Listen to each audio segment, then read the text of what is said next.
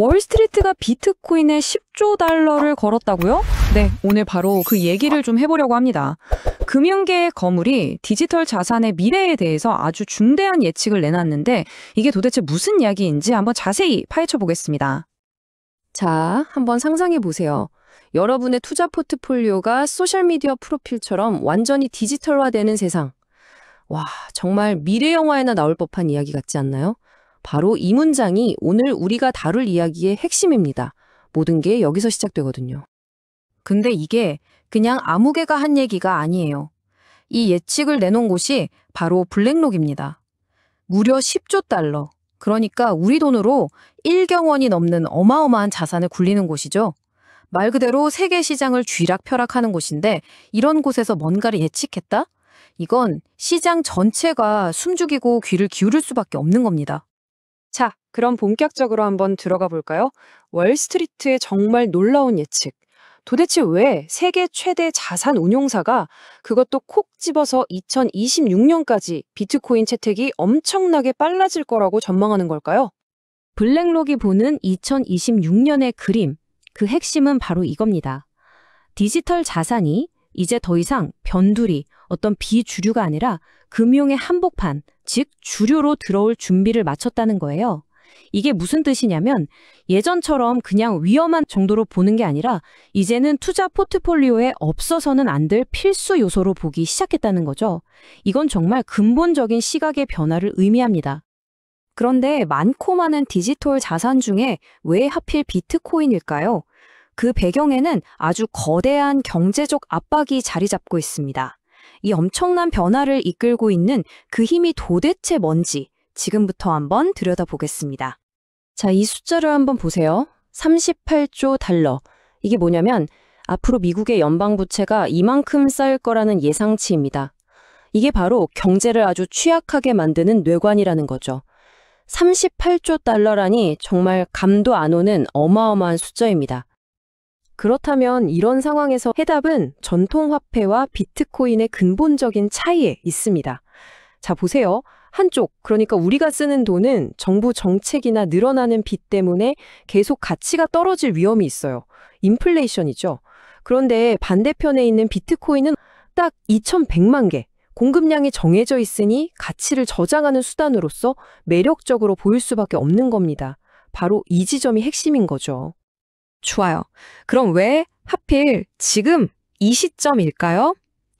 그건 바로 이 변화를 일으킬 여러 조건들이 마치 퍼펙트 스톰처럼 완벽하게 딱 맞아떨어지고 있기 때문입니다. 지금부터 그 폭풍을 만들어내고 있는 요소들이 뭔지 하나씩 짚어보겠습니다. 바로 이겁니다. 퍼펙트 스톰을 구성하는 세 가지 기둥이죠. 첫 번째는 앞에서 봤던 계속해서 불어나는 국가 부채. 두 번째는 기관 투자자들이 들어올 수 있는 새로운 인프라. 그리고 마지막 세 번째는 이제 충분히 성숙해진 블록체인 기술입니다. 이 세 가지 톱니바퀴가 정확하게 맞물려 돌아가기 시작한 겁니다. 방금 말씀드린 두 번째 요소, 제도권 인프라를 조금만 더 들여다볼게요. 이게 아주 중요한데 사실 이 길을 튼 게 누구냐면 바로 블랙록 자신입니다. 비트코인 ETF를 승인받았잖아요. 이걸로 거대한 기관 자본들이 합법적이고 또 아주 익숙한 방식으로 암호화폐 시장에 들어올 수 있는 고속도로를 깔아준 셈이에요. 이게 바로 판을 바꾼 게임 체인저였던 거죠. 자, 그런데 블랙록의 이야기는 단순히 비트코인에서 끝나지 않습니다. 훨씬 더 큰 그림을 그리고 있어요. 이들이 정말 중요하게 보는 건 바로 기존 금융과 새로운 디지털 금융을 연결하는 다리 역할을 할 핵심 기술들입니다. 그 다리의 첫 번째 재료가 바로 토큰화입니다. 말이 좀 어려울 수 있는데 아주 쉽게 말해서 디지털 쌍둥이를 만드는 거라고 생각하시면 돼요. 예를 들어 채권이나 부동산, 심지어 미술품 같은 실제 자산을 블록체인 위에 똑같은 디지털 복제본으로 만드는 과정인 거죠. 정말 신기하죠? 그리고 두 번째 핵심 재료는 바로 스테이블 코인입니다. 이건 뭐냐면 우리가 쓰는 달러나 원화처럼 가격이 안정적인데 이걸 디지털 세상에서 아주 빠르고 효율적으로 주고받을 수 있게 만든 화폐예요. 비트코인처럼 가격이 막 오르락내리락 하지 않으니까 안정적으로 가치를 옮기는데 아주 중요한 역할을 하는 거죠. 그래서 블랙록이 이런 비유를 씁니다. 이게 정말 기가 막히는데요. 이 기술들은 낡은 금융과 새로운 금융을 잇는 아주 중요한 배관 역할을 한다? 와, 배관이라니. 그러니까 토큰 하나 스테이블 코인이 그냥 신기한 기술이 아니라 이 새로운 금융 시스템 전체에 피를 돌게 하는 없어서는 안 될 핵심 기반 시설이라는 걸 딱 짚어주는 말입니다. 자, 좋습니다. 그럼 이 거대한 변화의 흐름이 그래서 나한테는, 우리한테는 도대체 어떤 의미가 있는 걸까요? 투자자 입장에서 우리가 뭘 알아야 하고 뭘 준비해야 하는지 실질적인 이야기들을 좀 해보겠습니다. 일종의 미래를 위한 로드맵이라고 할 수 있겠네요.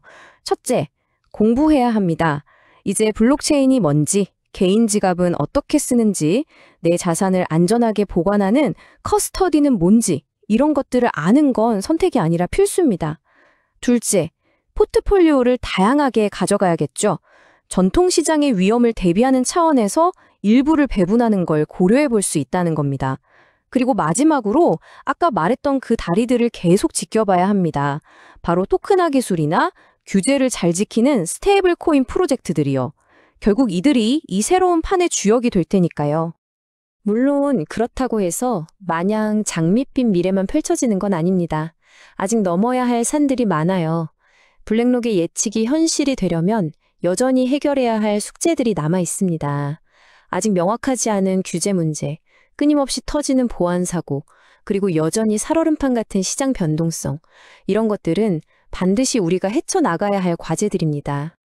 그래서 마지막으로 이 질문을 던지면서 마무리할까 합니다. 과연 지금의 금융 시스템은 역사상 가장 거대한 진화의 문턱 바로 앞에 서 있는 걸까요? 오늘 우리가 살펴본 블랙록의 전망은 그렇다는 쪽에 아주 강하게 무게를 싣고 있는 것 같습니다. 여러분의 생각은 어떠신가요? 구독과 좋아요는 영상을 만드는 데 큰 힘이 됩니다. 감사합니다.